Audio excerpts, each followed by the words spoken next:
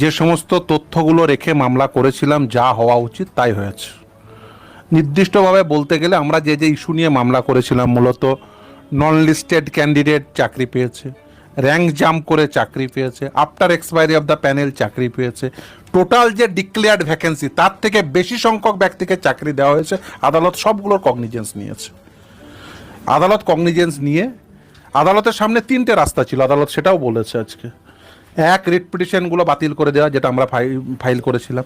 দ্বিতীয় অপশন ছিল tainted candidate, অর্থাৎ যারা অযোগ্য তাদের সঙ্গে যোগ্য প্রার্থীদের পার্থক্য করে যোগ্য প্রার্থীদের চাকরিতে রেখে দিয়ে অযোগ্য প্রার্থীদের চাকরি বাতিল করা। কিন্তু এই যে যোগ্য এবং অযোগ্য, এইটা নন সেপারেবল হয়ে গেছে। কেন নন সেপারেবল হয়ে গেছে?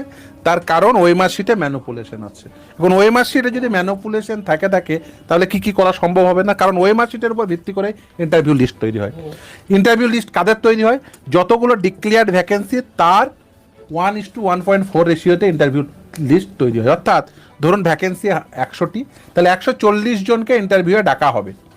এখন যে যারা 140 জন ডাক পাবে তাদের মধ্যে যদি 50 জনের ওএমআর শিটের ম্যানুপুলেশন থেকে থাকে, তার সাপেক্ষে কাদেরকে ডেকেছেন, তারা ইন্টারভিউয়ের পরে কত মার্কস পেয়েছে, তারপরে রিজার্ভেশন পলিসি অনুযায়ী রিজার্ভেশন মেনটেন হয়েছে কিনা, reservation roster, male female categorization maintain হয়েছে কিনা, এই সমস্তগুলো করা সম্ভবই না যদি ওএমআর শিটে ম্যানুপুলেশন থেকে থাকে। তার কারণ ভ্যাকেন্সি যত ডিক্লেয়ার তার বাইরে অ্যাপয়েন্টমেন্ট, ওএমআর শিটের ম্যানুপুলেশন করে, অর্থাৎ ওএমআর শিটে প্রাপ্ত নম্বর 0, ট্যাবুলার শিটে প্রাপ্ত নম্বর 53, র্যাঙ্ক জাম্প করে চাকরি, নন লিস্টেড ক্যান্ডিডেটদের চাকরি, after expiry of the panel চাকরি, রিজার্ভেশন পলিসি মেনটেন না করা, ক্যাটাগরাইজেশন মেনটেন না করা, রেশিও মেনটেন না করা, নিয়োগের প্রতিটি ছত্রে দুর্নীতি হয়েছে।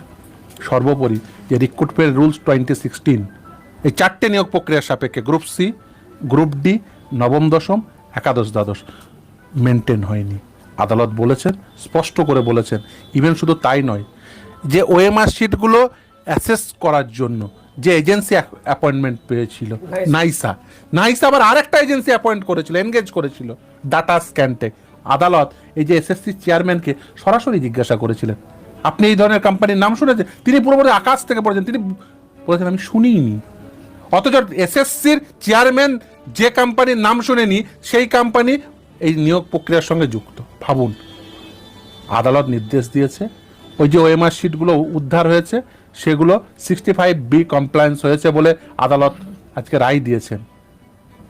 এবং আদালত বলেছেন নতুন এজেন্সিকে ওপেন টেন্ডারের মাধ্যমে এনগেজ করে